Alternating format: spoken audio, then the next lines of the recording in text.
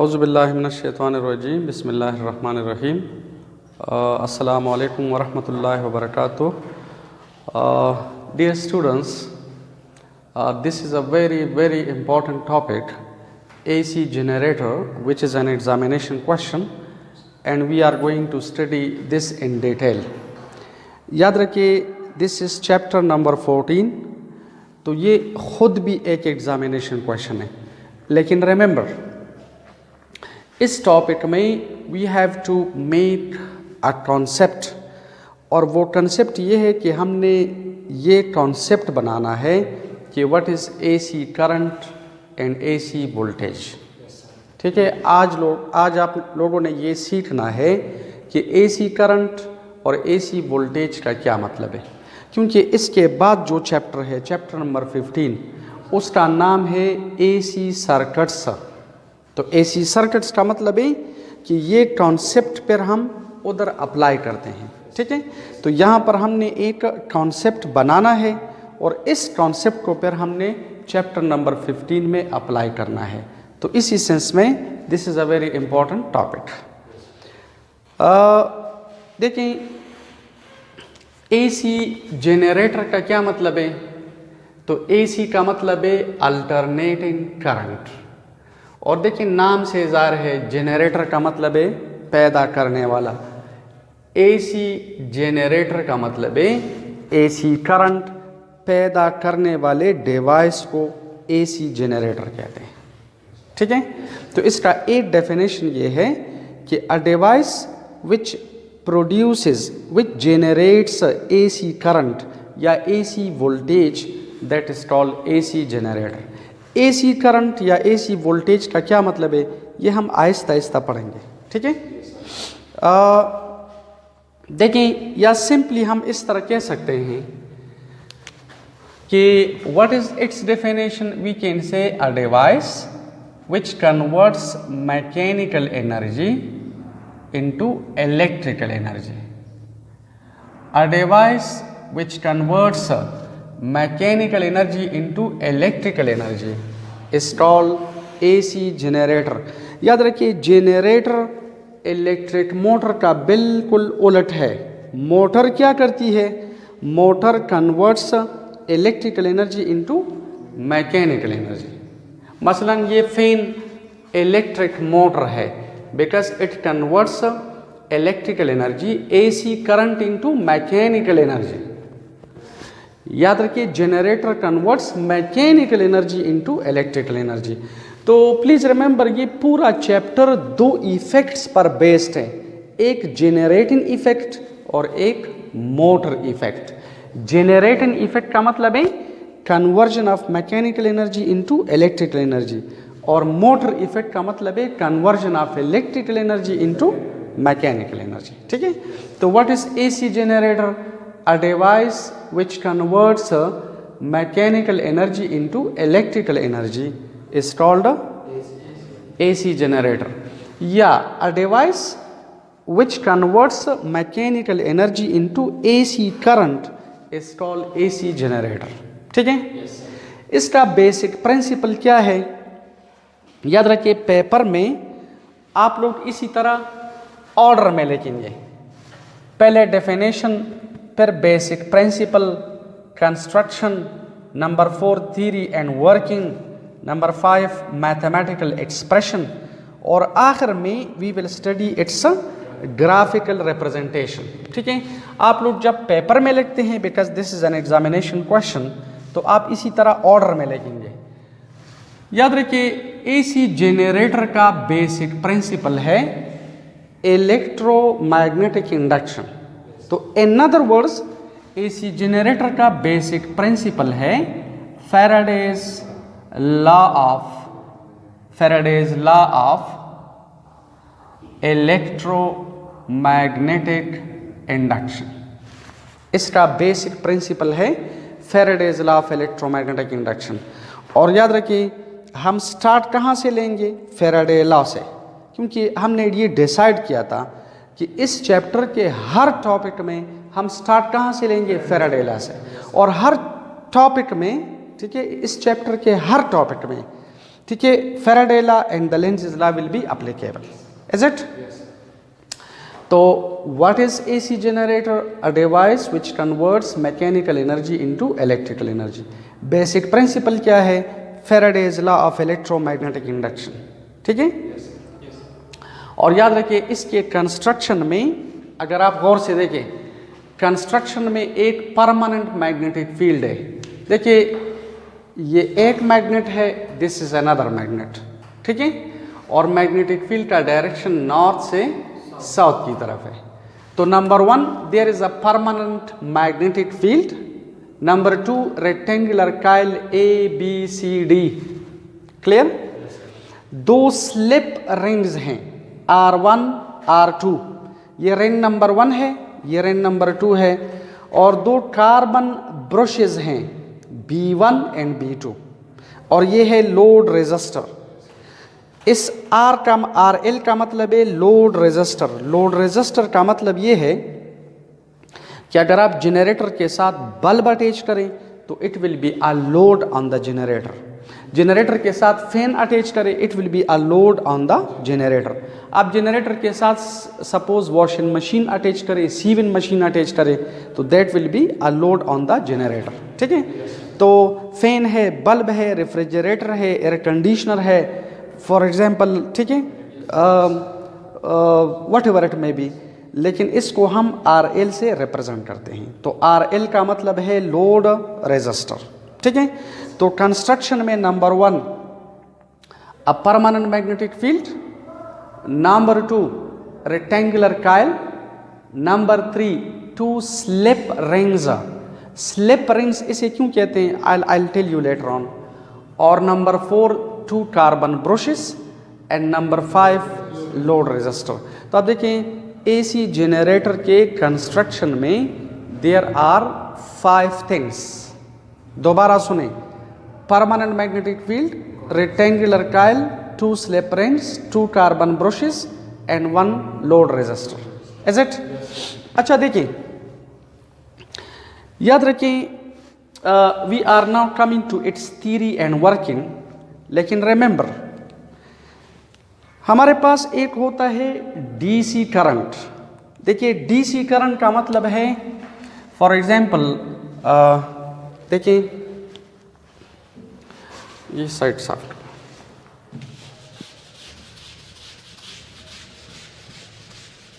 पहले आप लोग DC करंट को थोड़ा सा देखें and then we are coming to this. देखिए DC करंट का ये मतलब है कि for example if this is a resistor और आप यहाँ पर एक बैटरी अटैच करें, बैटरी हमेशा DC होती है, ठीक है। तो आपने चैप्टर नंबर 2 में पढ़ा था कि कन्वेंशनल करंट बैटरी के पॉजिटिव से नेगेटिव की तरफ, देखिए पॉजिटिव टर्मिनल हायर पोटेंशियल पर है और ये नेगेटिव टर्मिनल लोअर पोटेंशियल पर है। तो ये हमने चैप्टर नंबर 2 में पढ़ा था कि कन्वेंशनल करंट हमेशा हायर पोटेंशियल से लोअर पोटेंशियल की तरफ फ्लो करता है, ठीक है। कन्वेंशनल करंट हायर पोटेंशियल से लोअर की तरफ फ्लो करता है। और याद रखिए सपोज अगर ये करंट 10 एम्पेयर है, देखिए डायरेक्शन तो remains constant, if you see its direction positive से नेगेटिव की तरफ है, लेकिन it also remains constant in magnitude. For example आप 8 सेकंड के बाद देखिए the current will be 10 ampere, 2 second के बाद 10 एम्पेयर, 3 सेकंड के बाद 10 एम्पेयर। इन अदर वर्ड्स अगर आप सपोज यहाँ पर किसी एमीटर को अटैच करें तो 8 सेकंड के बाद the current shown by the ammeter will be 10 second, after 2 second 10 ampere sorry. इसी तरह it will show you the same 10 ampere current with the passage of time. तो DC करंट का मतलब है a current which remains constant both in magnitude and direction। DC current magnitude में भी constant होता है, डायरेक्शन में it also remains constant. AC current में इस तरह नहीं होता। AC करंट में ये होता है कि फॉर एग्जाम्पल ये हमारे पास रेजिस्टर है और यहाँ पर आप एक AC सोर्स अटैच करें, this wavy symbol is the symbol for the AC current या वोल्टेज यानी AC सोर्स, ठीक है। तो प्लीज रिमेंबर यहाँ पर क्या होता है, गौर से देखो, पहले हाफ साइकिल में क्या होते हैं, if this terminal is positive तो दिस टर्मिनल इज नेगेटिव, तो कन्वेंशनल करंट हायर पोटेंशियल से लोअर की तरफ फ्लो करते हैं, इस तरफ फ्लो करते हैं। और दूसरे हाफ साइकिल का क्या मतलब है, you will understand now, this will B negative, this will B positive. तो आप देखिए करंट जो है वो डायरेक्शन चेंज करता है। पहले हाफ साइकिल में current goes in this direction from higher to lower potential, लेकिन दूसरे हाफ साइकिल में ये पोलरिटी रिवर्स हो जाती है, this is positive, this is negative, तो फिर करंट हायर से लोअर पोटेंशियल की तरफ आ जाते हैं, डायरेक्शन चेंज करता है। तो याद रखिए पहले we are going to study its a direction, और इसका जो मैग्नीट्यूड है वो खुद ब खुद फिर समझ में आ जाएगी, वो मैथमेटिकल फॉर्म हम डिराइव करेंगे तो यू विल अंडरस्टैंड कि how does magnitude of AC current या वोल्टेज जो है वो चेंज करता है, ठीक है। लेकिन डायरेक्शन किस तरह चेंज करता है तो आप लोग ज़रा गौर से देखें। देखो ये एक मैग्नेट है, दिस इज अनदर मैग्नेट। आप जहन में रखें कि मैग्नेटिक फील्ड का ये डायरेक्शन है नॉर्थ से साउथ की तरफ, ठीक है। और this is a rectangular Kyle, ये रेक्टेंगुलर काइल है। इस काइल की ये जो एंड है इस स्लिप रिंग के साथ वेल्डेड है, ये फिक्स्ड है, ये टर्मिनल इस रिंग के साथ वेल्डेड है, फिक्स्ड है। क्या मतलब, यानी अगर आप इस काइल को रोटेट कर रहे हैं तो the rings are also rotating, ठीक है।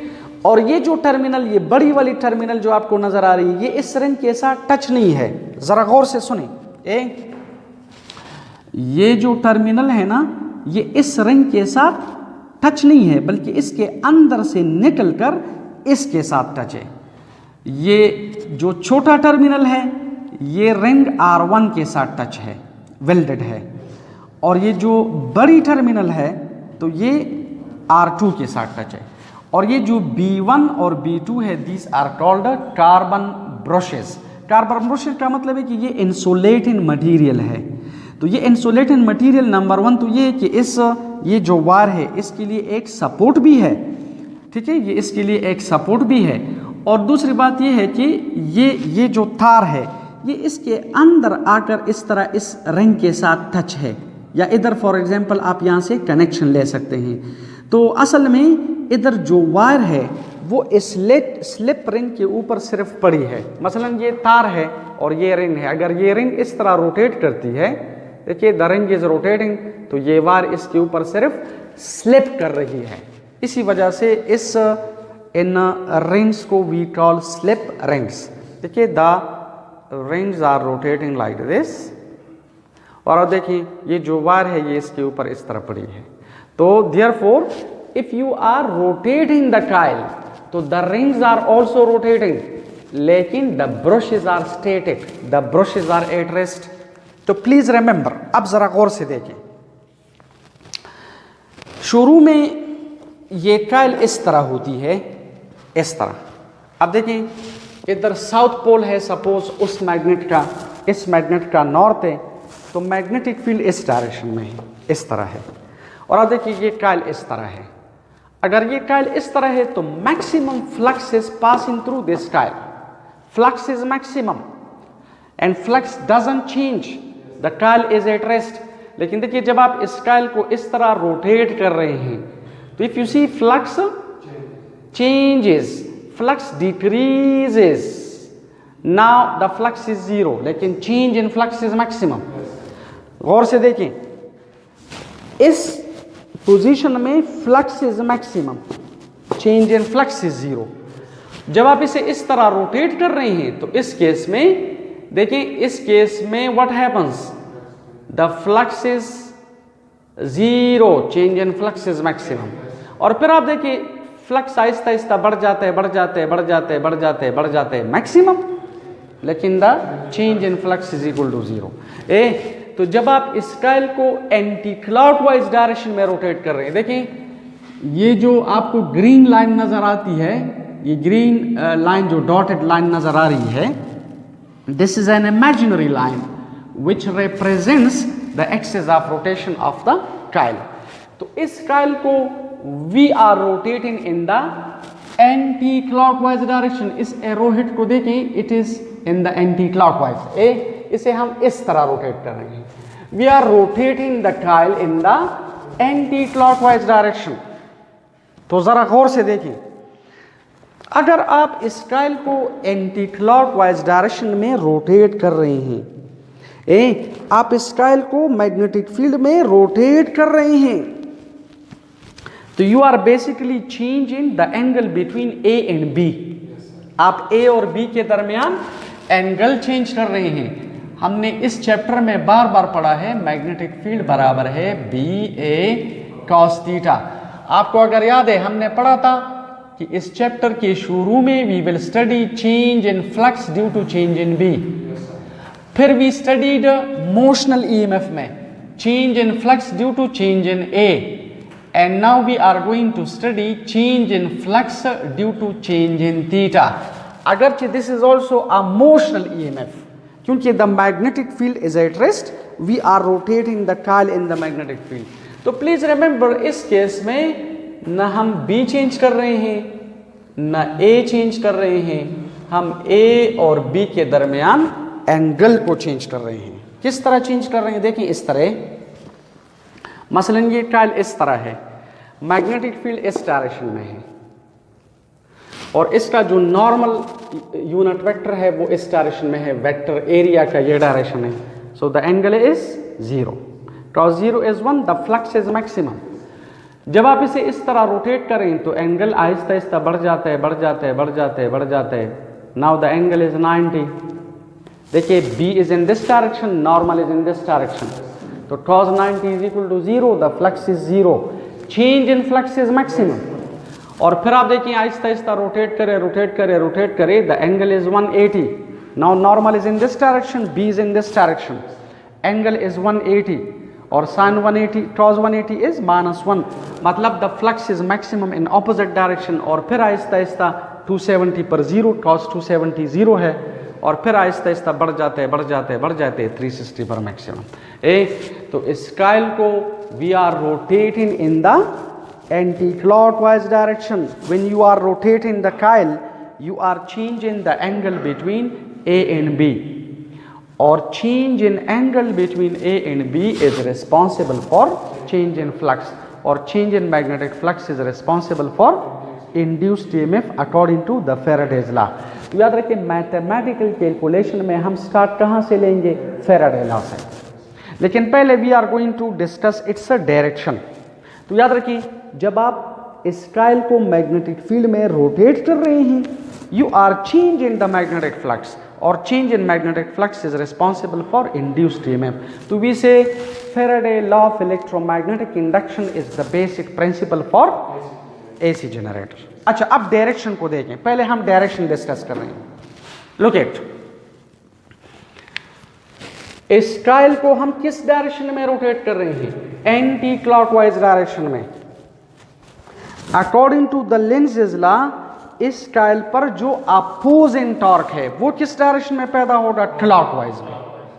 अकॉर्डिंग टू द लेंज़ेज़ लॉ, जो अपोजिंग टॉर्क है वो क्लॉकवाइज डायरेक्शन में होगा, क्योंकि जब आप इस काइल को मैग्नेटिक फील्ड में रोटेट कर रहे हैं, you are change in the magnetic flux. Change in magnetic flux is responsible for induced EMF। Induced EMF is responsible for induced current, and this coil is becoming a current carrying coil, और a current carrying coil is acted upon by a torque। Chapter number 13 में हमने पढ़ा था कि जब आप किसी current carrying coil को मैग्नेटिक फील्ड में रखें, it is acted upon bye a torque. तो याद रखिए, यहां पर जो अपोजिंग टॉर्क है वो क्लॉकवाइज डायरेक्शन में होगा। गौर से देखिए दोबारा, इस कॉइल को we are rotating in the anti clockwise direction. Continuously हम इसे एंटी क्लॉकवाइज डायरेक्शन में रोटेट कर रहे हैं। तो प्लीज रिमेंबर, जो अपोजिंग टॉर्क है वो क्लॉकवाइज डायरेक्शन में होगा, ठीक है। और ये तब पॉसिबल है अगर इस साइड पर, साइड CD पर अगर फोर्स इनटू द पेपर या इनटू द बोर्ड है, और इस साइड पर जो फोर्स है वो आउट ऑफ द बोर्ड है। देखिए, अगर इस साइड पर force out of the board है और इस पर इन टू द बोर्ड है, ठीक है। देखें अगर इस साइड पर force into the board है, इस पर आउट ऑफ द बोर्ड है, ये मेरे ख्याल में इस तरह। अच्छा देखिए, इस कॉइल को हम किस डायरेक्शन में रोटेट कर रहे हैं? Anti clockwise. देखिए हम इसे एंटी क्लॉकवाइज डायरेक्शन में कंटिन्यूअसली रोटेट कर रहे हैं। तो according to the Lenz law, इस कॉइल पर जो टॉर्क है, जो अपोजिंग टॉर्क है, वो क्लॉकवाइज डायरेक्शन में पैदा होना चाहिए। तो याद रखिए ये तब पॉसिबल है अगर इस साइड पर, साइड CD पर force out of the paper हो और साइड AB पर फोर्स इनटू द पेपर हो। तो अब देखिए ये इसे इस तरह क्लॉकवाइज डायरेक्शन में रोटेट करने की कोशिश करेगा। देखिए अप्लाइड टॉर्क का डायरेक्शन हमें पता है, एंटी क्लॉकवाइज है। इस अपोजिंग टॉर्क का डायरेक्शन कहां से पता चला? इस टॉर्क के डायरेक्शन से, according to the Lenz law. अब अगर इस पर अपोजिंग टॉर्क क्लॉकवाइज डायरेक्शन में है तो ये तब पॉसिबल है अगर साइड CD पर force out of the paper हो या बोर्ड हो और साइड AB पर जो फोर्स है वो इन टू द बोर्ड हो। अच्छा, अब अगर इस पर force out of the board है तो देखिए इससे करंट नीचे आना चाहिए और इससे करंट ऊपर। लुक इट, अकॉर्डिंग टू, देखिए ये हमने एक फार्मूला पढ़ा था कि मैग्नेटिक फोर्स बराबर है I into L cross B। तो देखो अगर इस साइड पर force out of the paper है, आउट ऑफ द बोर्ड है, तो ये तब पॉसिबल है साइड CD से करंट नीचे जा रहा है। क्लियर? मैग्नेटिक फोर्स आप देखिए इस डायरेक्शन में है, ठीक है। साइड CD से करंट नीचे जा रहा है, मैग्नेटिक फोर्स इस डायरेक्शन में है। तो L is in this direction, B is in this direction. आप L क्रॉस B वाला रूल अप्लाई करें, राइट हैंड रूल अप्लाई करें, तो अब देखिए L cross B is in this direction. तो साइड CD पर जो फोर्स है वो आउट ऑफ द बोर्ड है। अब साइड AB से करंट ऊपर जा रहे हैं, तो ये L है, ये B है, तो now L cross B is in this direction. तो याद रखिए अपोजिंग टॉर्क के डायरेक्शन का पता हमें अप्लाइड टॉर्क के डायरेक्शन से चला, ठीक है। और इस अपोजिंग टॉर्क के डायरेक्शन से हमें फोर्सेस के डायरेक्शन का पता चला और फोर्सेस के डायरेक्शन से हमें करंट के डायरेक्शन का पता चला by applying the right hand rule. तो please remember first half cycle में, फर्स्ट हाफ साइकिल का मतलब है 0 से लेकर 180 तक। जब ये कॉइल 0 से लेकर 180 तक रोटेट करती है, फर्स्ट हाफ साइकिल में करंट इस डायरेक्शन में जा रहे हैं। गौर से देखें करंट कहां से स्टार्ट लेता है? ए से स्टार्ट लेता है और आप देखिए इस तरह आ जाता है और फिर आप देखें इस तरह और लाइक दिस, और if you see load resistor से इस डायरेक्शन में गुजर जाता है।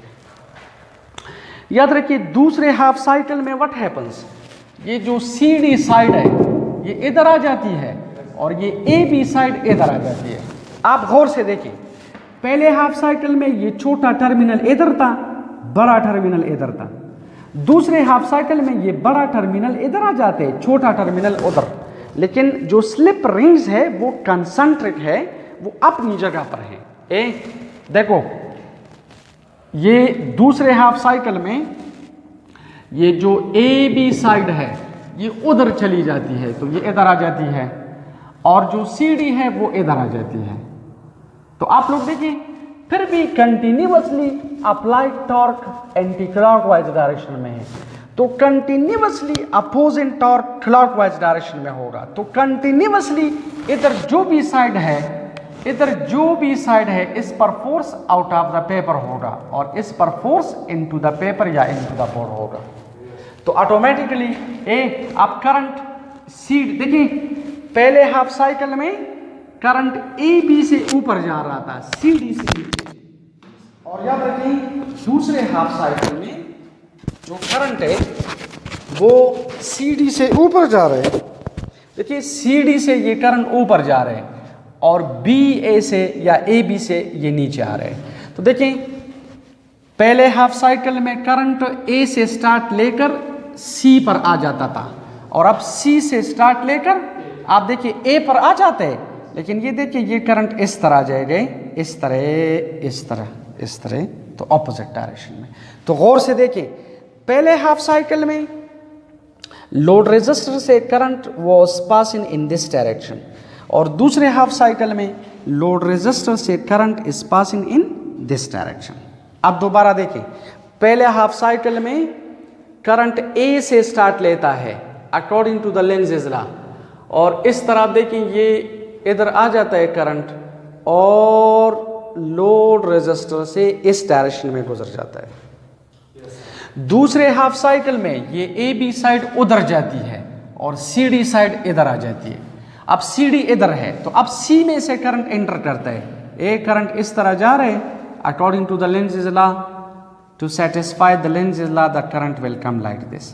तो ये करंट आप देखिए इस तरह आकर इससे ऑपोजिट डायरेक्शन में गुजर जाएगा। तो आप लोग देखिए ये अल्टरनेटिंग करंट इसे इसी सेंस में कहते हैं कि ये एक साइकिल में डायरेक्शन 2 दफा चेंज करता है, यानी एक साइकिल में फर्स्ट हाफ साइकिल में current is passing through the load resistor in one direction और दूसरे हाफ साइकिल में current is passing through the load resistor in the other direction. तो असल में एसी करंट में इलेक्ट्रॉन्स आर ऑसिलेटिंग, ठीक है, they are oscillating about their mean position, the energy is transferred. तो याद रखिए alternating current changes its direction, ठीक है, ट्वाइस पर सेकंड, सॉरी पर रिवोल्यूशन या पर रोटेशन ऑफ द काइल। अब हम इसके मैग्नीट्यूड की तरफ आ रहे हैं। तो आपको पता है बेसिक प्रिंसिपल क्या है? बेसिक प्रिंसिपल है फैराडेज लॉ। तो फैराडे लॉ से हम स्टार्ट लेते हैं and then we see what happens.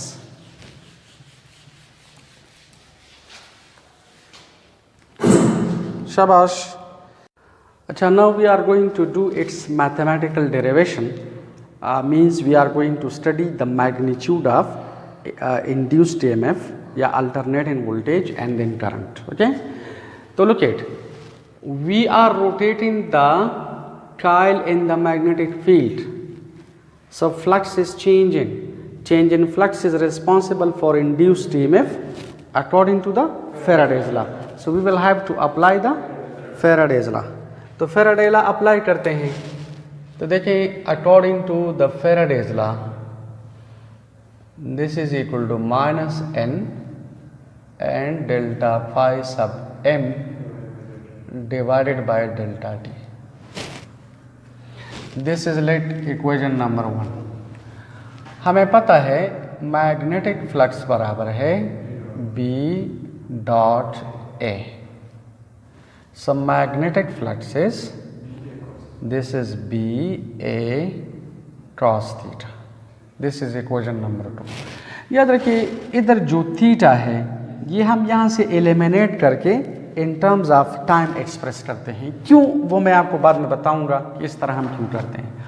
आपने फर्स्ट ईयर चैप्टर नंबर 5 में पढ़ा है कि एंगुलर वेलोसिटी बराबर है एंगुलर डिस्प्लेसमेंट बाय टाइम। इस ओमेगा का मतलब है the angular velocity of the Kyle, ठीक है, या इसे कभी कभार एंगुलर फ्रीक्वेंसी भी कहते हैं। तो ये थीटा आ जाएगा omega into T. Equation number 3 को आप 2 में पुट करें तो मैग्नेटिक फ्लक्स आ जाएगा, this is B A into cos omega t. This is equation number 4। Equation 4 को 1 में पुट करो, put equation number 4 in number 1। तो इंड्यूस्ड EMF आ जाएगा minus n, this is del by del t and this is B A into cos omega T. सही है? अच्छा गौर से देखो, आप मुझे ये बताएं यहाँ पर जो फ्लक्स में चेंज आ रहा है वो B की वजह से है या A की वजह से है या एंगल की वजह से? एंगल की वजह से है ना।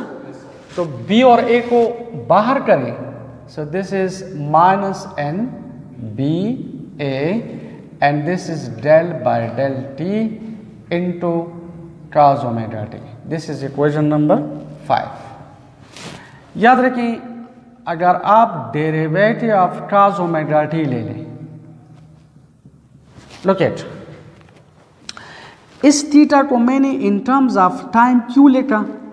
क्योंकि आप देखें यहां पर t है, देखिए यहां पर डेल्टा t है, ये वेरिएबल टाइम है, हम इसका derivative with respect to time ले रहे हैं, तो यहां पर जो वेरिएबल है ये भी टाइम होना चाहिए, ठीक है, according to the mathematical rules. तो देखें cos ओमेगा t का derivative with respect to time है माइनस साइन ओमेगा t, और ओमेगा t का derivative with respect to time omega है, तो देखिए del by del t and this is cos omega t minus omega into sine omega t, equation number 6। याद रखिए जो medical के students हैं इनको डेरिवेटिव्स वगैरह नहीं आते, तो मेडिकल स्टूडेंट्स के लिए दिस इज अ फार्मूला, बस आप लोग याद रखेंगे कि derivative of cos omega t minus omega sine omega t है।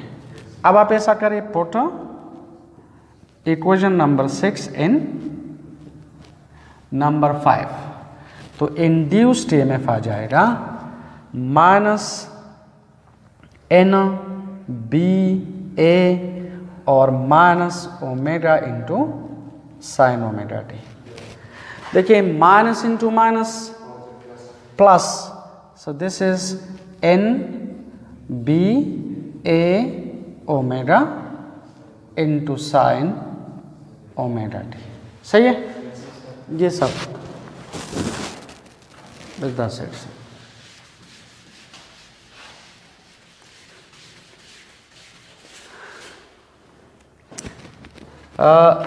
So this could be written as induced EMF is equal to N A omega B sin omega t।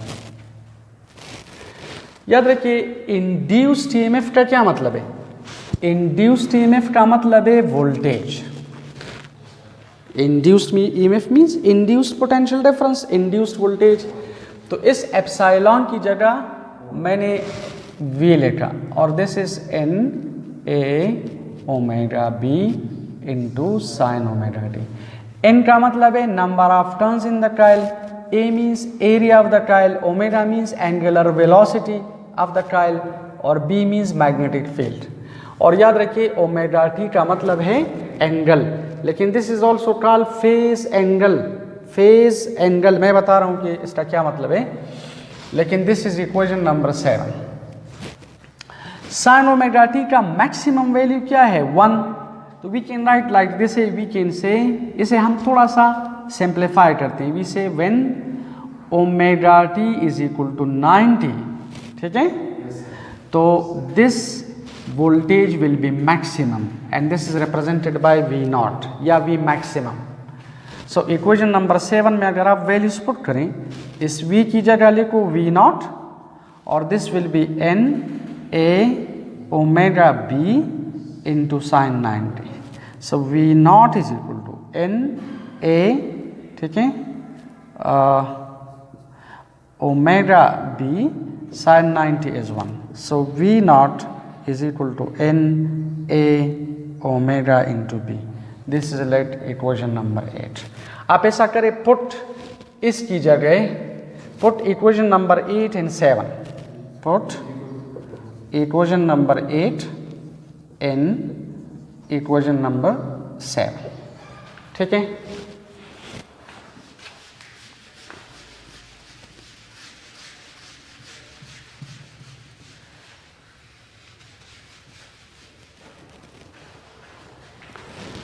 तो यह आ जाएगा V is equal to V not into sine omega t. This is let equation number 9। याद रखिए यहाँ पर इस V का मतलब है इंस्टंटेनियस वोल्टेज, V नॉट का मतलब है पीक वोल्टेज या मैक्सिमम वोल्टेज, इसे कहते हैं मैक्सिमम वोल्टेज। और ओमेगा टी का मतलब है phase angle, this is called phase angle. A please remember, phase angle का क्या मतलब है? याद रखिए वी नॉट कांस्टेंट है, ये जो वी नॉट है ये कांस्टेंट है। ओमेगा टी का मतलब है फेज एंगल और एंगल इज डायमेंशनलेस, तो sign omega t is just a number, ठीक है? तो ये नंबर इसके साथ मल्टीप्लाई होकर इसको कभी ज्यादा करते हैं कभी कम, कभी ज्यादा कभी कम, ठीक है? मसलन लाइक दिस है, अगर ये कॉइल इस पोजीशन में है, मैग्नेटिक फील्ड का ये डायरेक्शन है, वेक्टर एरिया का ये डायरेक्शन है, the angle between A and B is 0, sine 0 is 0, the voltage is 0। लेकिन जब आप इसे इस तरह एंटी क्लॉकवाइज डायरेक्शन में रोटेट करते हैं तो यहां पर the flux is 0, change in flux is maximum, the angle is 90, sine 90 is 1, the voltage will be maximum. और फिर ये वोल्टेज कम 180 पर 0 हो जाएगा, क्योंकि साइन 180 इज 0। और फिर ये वोल्टेज ज्यादा ऑपोजिट डायरेक्शन में मैक्सिमम पोलरिटी चेंज हो जाएगी, डायरेक्शन ऑफ करंट भी चेंज हो जाएगा, क्योंकि साइन 270 -1 के बराबर है। और फिर आप देखिए यह आहिस्ता जो है कम और 360 पर जो वोल्टेज है वो 0 हो जाता है। तो इस वोल्टेज का जो मैग्नीट्यूड है ये आहिस्ता ज्यादा 90 पर मैक्सिमम, फिर कम 180 पर 0, फिर ऑपोजिट डायरेक्शन में ज्यादा 270 पर मैक्सिमम, और फिर कम 360 पर 0। तो याद रखिए ये वोल्टेज मैग्नीट्यूड और डायरेक्शन दोनों में वेरी करता है, ठीक है? और प्लीज रिमेंबर, ये जो वोल्टेज है इसे हम कहते हैं sinusoidal alternating voltage. This voltage is called sinusoidal alternating voltage because this voltage depends upon the sine of the phase angle. ये तो कांस्टेंट है, ये वोल्टेज इस फेज एंगल के साइन की वजह से वेरी कर रहा है। देखिए sine is an operator which operates on this phase angle, तो इसी वजह से इसे हम साइनोसाइडल एसी वोल्टेज भी कहते हैं। और ये जो ओमेगा टी है this is called phase angle. Phase angle, phase लफ्ज़ का मतलब है स्टेट, हालत। इस वोल्टेज के फेज के बारे में, इस वोल्टेज के स्टेट के बारे में इंफॉर्मेशन कौन देता है? Omega T. When the angle is 0, when omega t is 0, voltage is 0. When omega t is 90, voltage is maximum. When omega t is 180, फिर 0. Omega t is 70, maximum in opposite direction. Omega t is 360, again it is 0. So all the informations regarding the phase or the state of this voltage are given by this phase angle. Therefore, this is called phase angle because it gives us information regarding the phase. Is it? अब अगर आप इस voltage से current calculate करना चाहते हैं तो आप ऐसा करें, dividing both sides of equation number 9 by R. What is R? R is the resistance of this coil. R is the resistance of this coil. According to the Ohm law, V is equal to IR. तो I is equal to V by R। अगर आप इस voltage को R से divide करें तो इससे current बन जाएगा। तो इसे डिवाइड करो दोनों साइड से, doesn't matter, V by R is equal to V not by R and this is sine omega t. तो याद रखिए what is V by R? Current. And what is V not by R? I not, and this is sine omega t. तो याद रखिए यहां पर, ठीक है, this is equation number 10। Please remember इस I का मतलब है instantaneous current. Instantaneous means angle 0 है, एंगल 30 है, एंगल 20 है, एंगल 40 है, एंगल 15 है, what ever it may be. This is instantaneous value of AC current. और आई नॉट का मतलब है peak value of AC current, maximum value. Maximum का मतलब है 90 पर 270 पर, और ओमेगा टी का मतलब है फेज एंगल। तो याद रखिए इसे हम साइनोसाइडल एसी करंट भी कहते हैं। This is also called sinusoidal AC current. Why sinusoidal? Because this current is varying with the sine of the phase angle. ये करंट इस फेज एंगल के साइन के साथ वेरी करता है, तो therefore this is called sinusoidal AC current या sinusoidal alternating current. अब हम ऐसा करते हैं, लास्ट स्टेप ये है कि इसे अगर आप ग्राफिकली रिप्रेजेंट करें तो याद रखिए दोनों का ग्राफ एग्जैक्टली सेम होगा। Current end voltage will be in face, because दोनों साइन पर डिपेंड करते हैं। तो हम इस करंट का ग्राफ ड्रॉ करते हैं। शाबाश। We are coming to the last step, the last point कि graphical representation of AC current.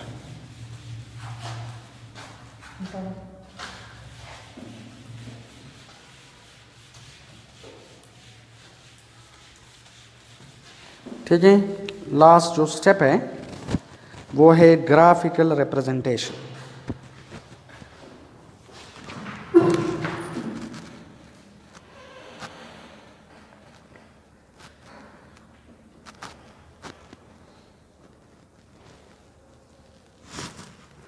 अच्छा देखो,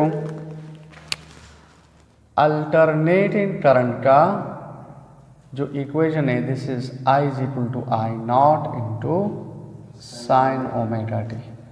late this is equation number. अच्छा look it, number 1, sorry number 1, when omega t is equal to 0, what is omega t? phase angle। अगर ये omega T 0 है, आप इधर 0 put करें तो आपको पता है साइन 0 इज 0, तो 0 मल्टीप्लाइड बाय एनीथिंग इज 0। तो याद रखिए I is equal to 0।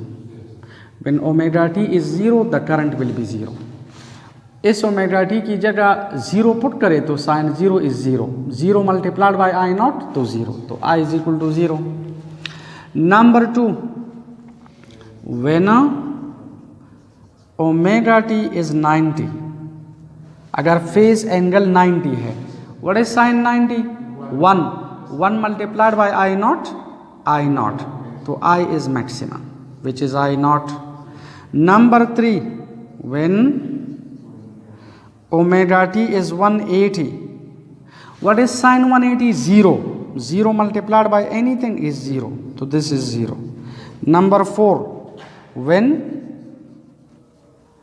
omega t is 270, याद रखिए sin 270 -1 के बराबर है, तो -1 multiplied by I not, so this is I is equal to minus I not.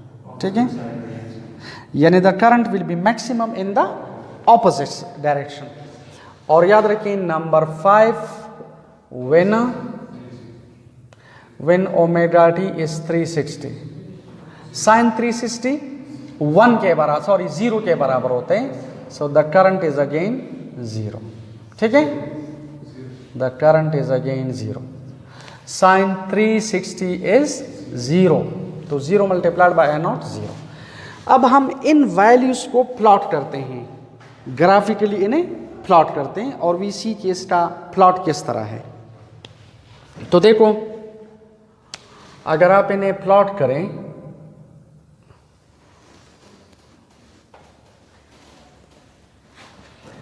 इस साइड पे we are taking omega T,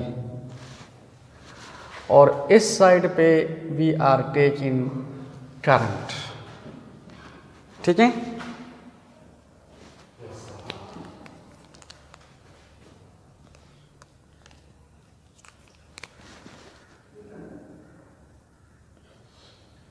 अब आप लोग देखें,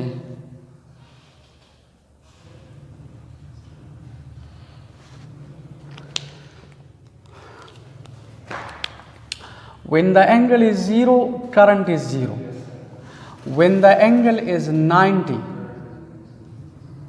तो याद रखिए 90 पर current is maximum. When the angle is 180, तो 180 पर current is 0। When the angle is 270, 270 पर current is maximum but in opposite direction. सही है। और when the angle is 360, again the current is 0। तो देखें, अगर आप इसे ग्राफिकली प्लॉट करें तो it will be like this. Look at, it is behaving like this.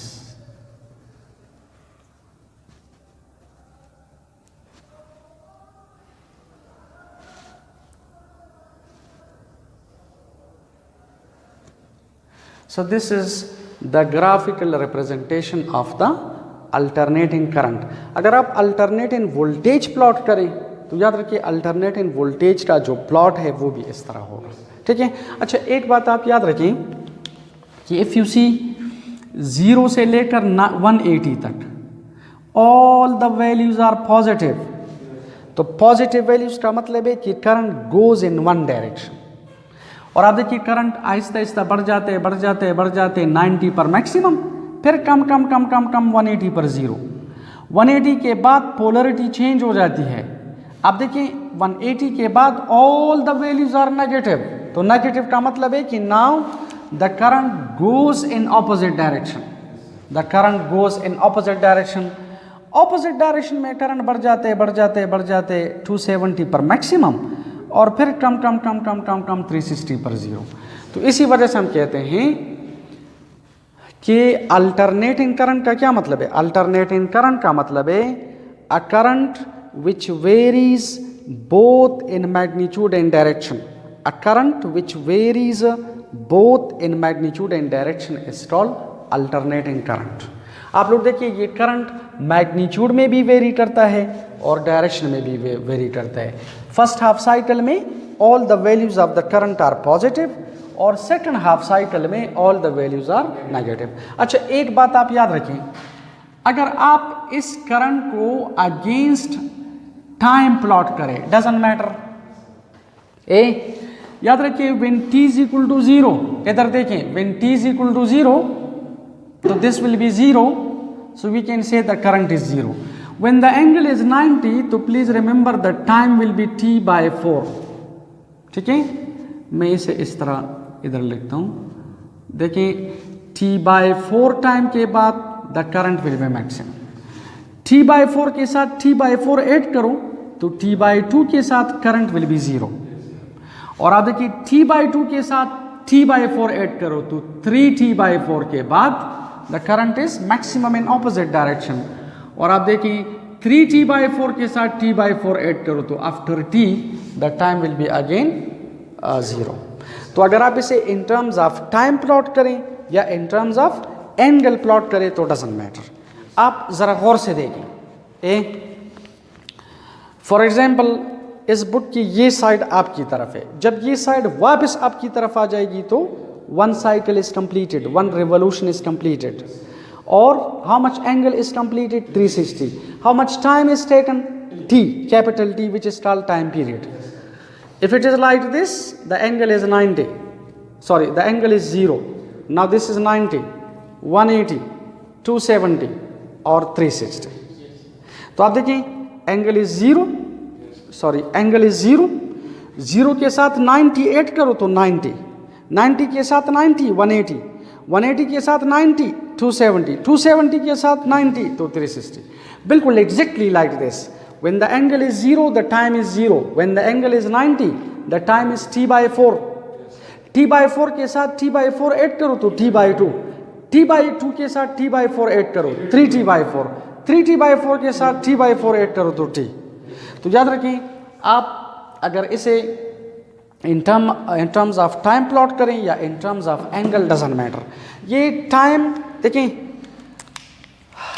Theta और टाइम के दरमियान ये रिलेशन है। फॉर एग्जांपल आप देखें, अगर आप लोगों के पास ये टाइम 0 है तो द एंगल इज 0। और अगर ये टाइम सपोज इस आपने फर्स्ट ईयर में पढ़ा है ओमेगा टी का वैल्यू है 2π/t और ये जो t है अगर आप इसे सपोज t/4 लेके तो ये t के साथ कैंसल और 2 2s are 4 तो इससे आ जाएगा द एंगल इज π/2। π/2 का मतलब है π/2 रेडियन, आप इसे डिग्री में चेंज करें तो 90। इसी तरह theta is equal to omega है 2π/t। अगर आप इस t की जगह t/2 पुट करें तो t कैंसल, 2 के साथ कैंसल, तो थीटा इज पाई रेडियन का मतलब है 180 डिग्री, सही है। और इसी तरह आप फिर 3t/4 पुट करें तो 270 आ जाएगा एंड सो ऑन। तो you can plot AC current in terms of omega t, you can also plot it in terms of time, doesn't matter. Any question? Any problem? Thank you.